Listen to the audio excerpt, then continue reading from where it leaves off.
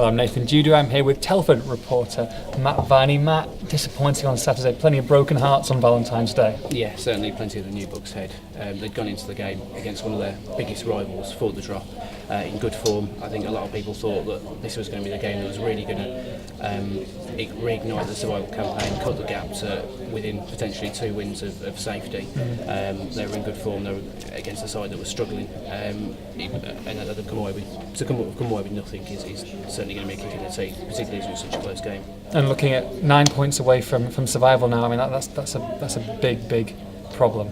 Yeah, I mean mathematically the situation hasn't changed much from what it was before kick-off, because they were 8 points adrift before the game. But I think psychologically, as I say, to have lost to a side that's down there with them, that's struggling, these are the games that obviously you would think they've got to win to stay up, and it just puts pressure on them now to take points off sides that you wouldn't expect them to take points off, because they didn't have much margin for error. And now you'd say, well, no game is a sort of a must win. There are plenty of games that you'd say that they must not lose now, because they can't afford for that gap to grow at all. And the last thing they need is to go to places like Forest Green and Grimsby and get results, 4th and 5th in the table respectively. Yeah, although I mean they took a good point off Grimsby at home, so I don't think they should. I mean, Grimsby are playing very well, certainly one of the strongest sides in the league, but I don't think Telford should be too intimidated, because they matched them very well at home.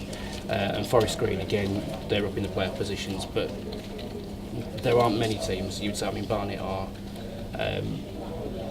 quite rightly the leaders, but I think there's no side in that division that is invincible. But yeah, I mean, they're going to have to go to some difficult places and get some unlikely points now, I think. So still hope for the most optimistic believer then?